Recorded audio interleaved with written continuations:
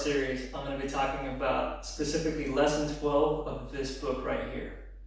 I find this book to be pretty challenging but extremely informative, and it's really going to help you not only learn about the guitar but music in general. Let's check it out.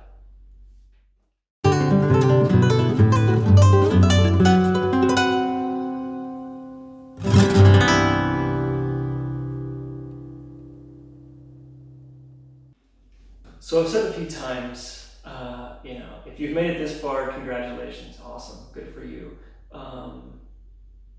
By the time you get to letter I, section I,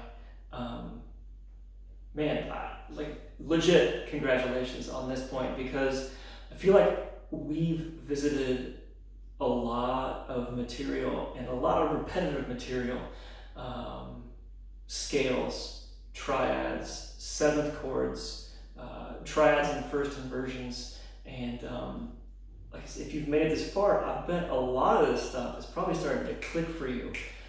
If anything, maybe I've gone over some of the same stuff so many times that you've learned now that fret 9 on the D string is a B. For me, that's a win. If you can take anything away from any of these, we're on the right track. But we're going to move into yet another area that would appear to be a little hairy, but it's not, especially if you've been absorbing the idea of triads. So at letter I, it's probably the most beautiful part of this entire lesson, which I'm talking about, I think, lesson 12. He's going to move into these open triad sounds. And without getting into too much about open and closed triads, because I think I'm going to make a lesson on that in the future, all we're doing is we're just kind of making the chord wider, if you will. So I want to break this down. So we're going to just move up from the 1 chord to the 2 chord to the 3 chord, etc., all in the key of G. That's why I chose this lesson. It hangs out in the key of G a lot. I want to be able to kind of overkill what Pat's doing in one key, because when you start seeing him changing keys, it becomes a little bit more complicated. Even if he's doing something very similar, for me, I get a little hung up on that. So all we're going to do is we're going to take this exact concept, right? We're starting on the 1 chord in the key of G, which is G. And we're going to be using the concept of a triad, but we're going to kind of flip things around and open it up. So we're going to start on the root, or the 1, and then we're going to go to the 5th. Like I said before, if you're a rock player, a blues player, whatever kind of player, and you don't know what the interval of a 5th is, well, it's a power chord. We've all played that, right? So you can just absorb that and take that. I'll take that as a win, right? So G over to D, that's the interval of the 5th. G, A, B, C, D. The shape of that we've all seen, we've all played a ton. Power chord.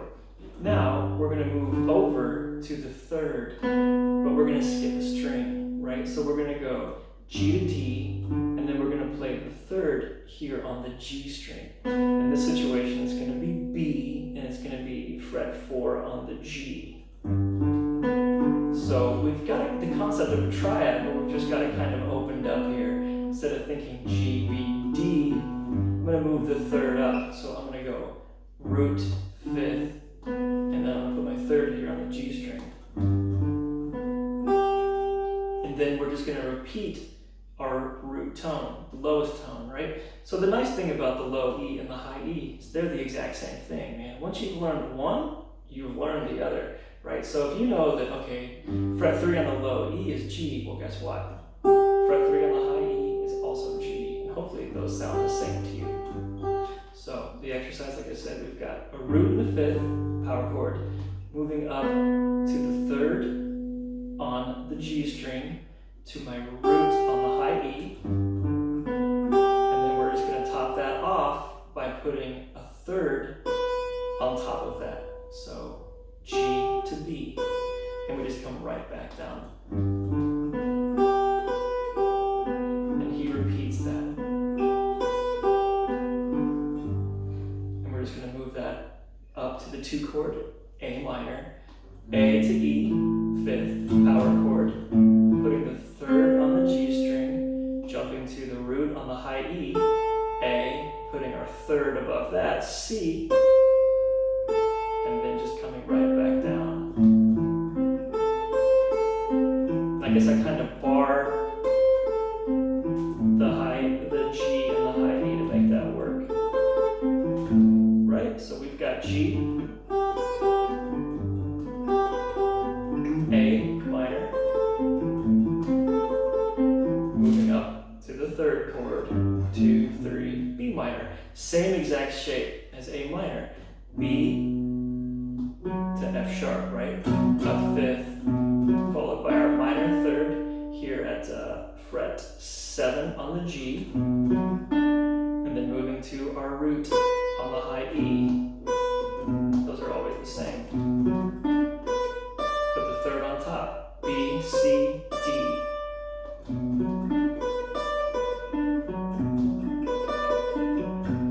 Moving up to the 4 chord, G, A, B, C, 1, 2, 3, 4. C major, right? Well, if we know that this G shape that we did was a major, A is a minor, B is a minor, but C is a major, it's the exact same concept, the exact same shape that we applied to our G chord, right?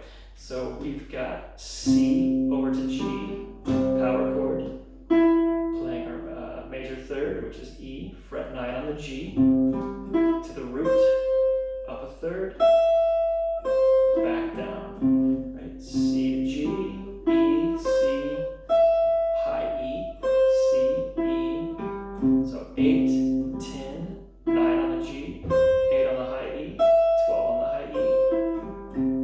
C, which is the 4 chord, and D, which is the 5 chord, are both major.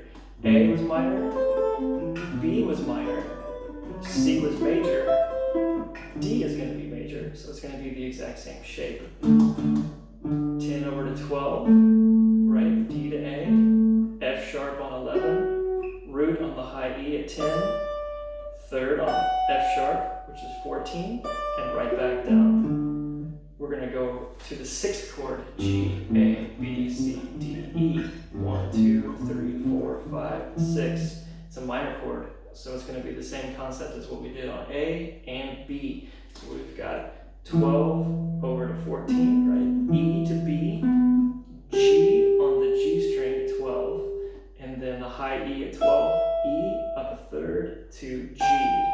So 12, 14, 12, 12, 15.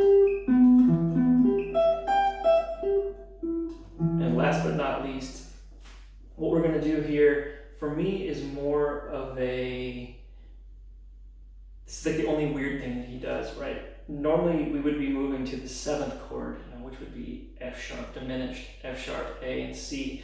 But he kind of treats this a little bit more like a D7 over F sharp. And it's a little confusing, but I'm just going to break it down really slow. So we've got F sharp, which is going to be 14 over to D, which is going to be 17 on the A. So we're not using a power chord anymore. We're using a 6th actually, right? So F sharp, G, A, B, C, D, 1, 2, 3, 4, 5, 6, right? And from there, we're going to move over to A, which is fret 14 on the G. And then we're going to move again to the root on the high E.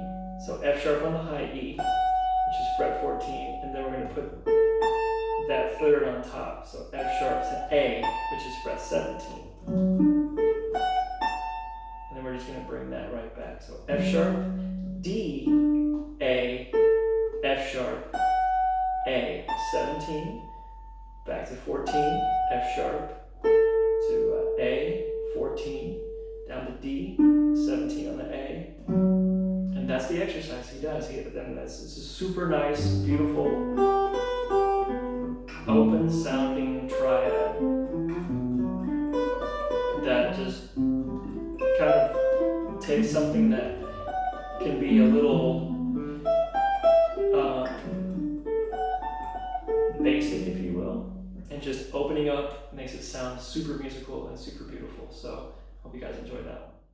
If you found this video helpful in any way, give me a like, subscribe to me on YouTube, follow me on Instagram, or all three. Thanks a lot. This is Michael McClintock Music.